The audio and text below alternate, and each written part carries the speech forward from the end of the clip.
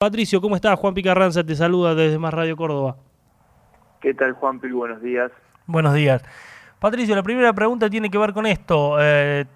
Estamos llegando a un 60% de inflación y las expectativas no son buenas. ¿Qué medidas se pueden tomar? ¿Qué se puede hacer en este escenario de una alza de los precios con un contexto de escasez de algunos bienes, como puede ser el gasoil? Bien, bueno, sí, como bien decís, el gobierno reconoció justamente que la inflación se le está yendo de las manos, viendo las estimaciones privadas de inflación de marzo rondan entre el 5,5 y 6,5%, cuando la inflación de febrero ya había sido muy alta, de 4,7%. Eh, claro, al gobierno se le sumó un elemento adicional al factor más autóctono de la inflación, que es un contexto de mayor inflación mundial. Pero lo que el gobierno está diagnosticando es a la inflación como desde sus consecuencias más visibles, que son los aumentos de precios.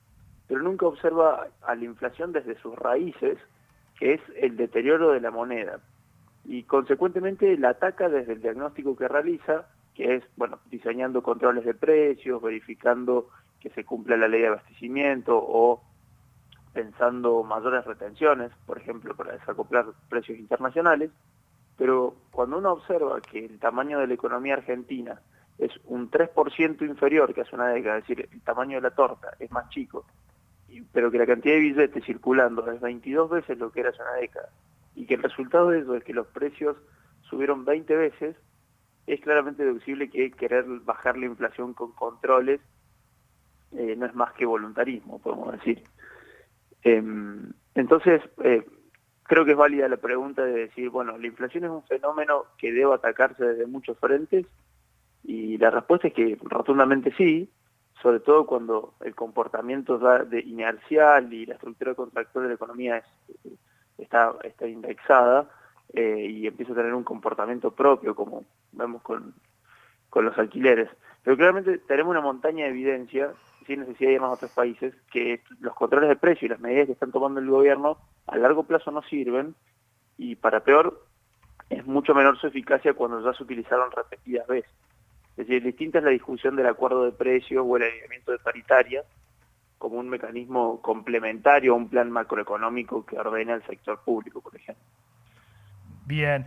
Y en este sentido, ¿cómo viste ayer el anuncio del gobierno de este Plan Argentina Productiva 2030 que plantea esto de crear 2 millones de puestos de trabajo en el sector privado, intentar sacar de la pobreza a 9 millones de personas y generar 100.000 empresas formales, según el anuncio?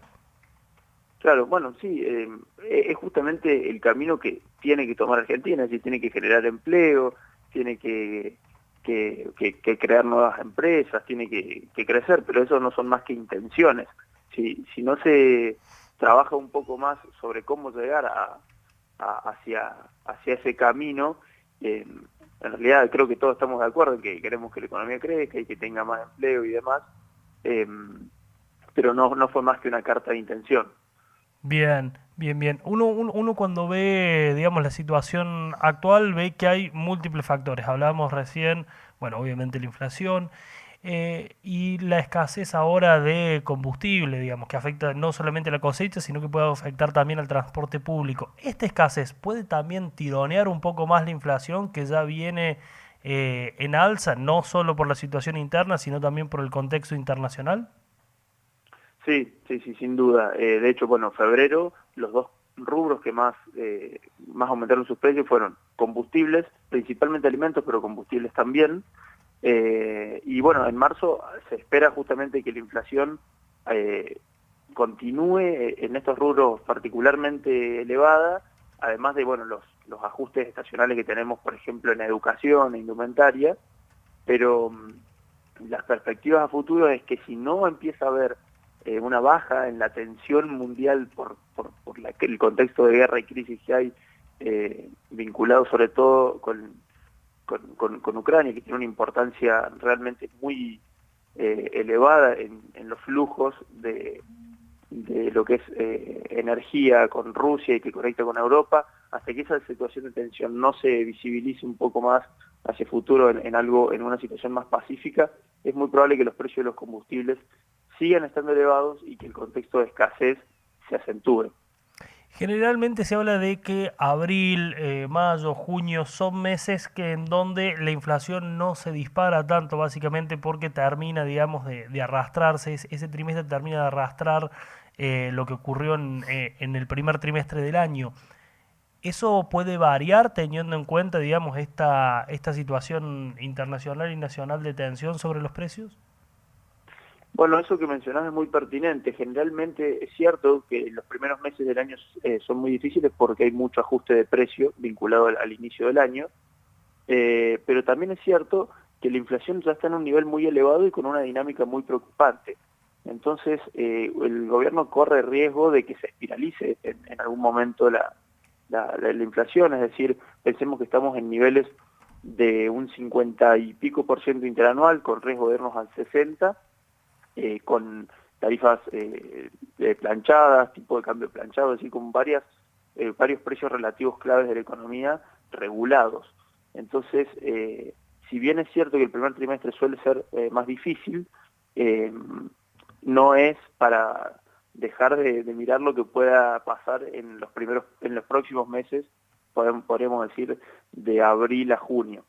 Bien, y ahí te consulto sobre el tema precio concretamente, digamos, el gobierno intentó llegar a un acuerdo, digo intentó porque todavía no se ha implementado, para frenar algunos precios, sobre todo que tienen que ver con el consumo doméstico. ¿Cuánto puede impactar eso en que no se dispare aún más la inflación? Va a tener el mismo impacto que ha tenido hasta ahora, que es escaso. Fijémonos que últimamente han habido estrictos controles y hasta algunos acuerdos de precios en algunos sectores clave, y el ejemplo más conocido es alimentos, y de hecho en febrero el rubro que más aumentó fue alimentos. Es decir, el poder de contención que tiene actualmente en la economía argentina es muy, muy, muy escaso.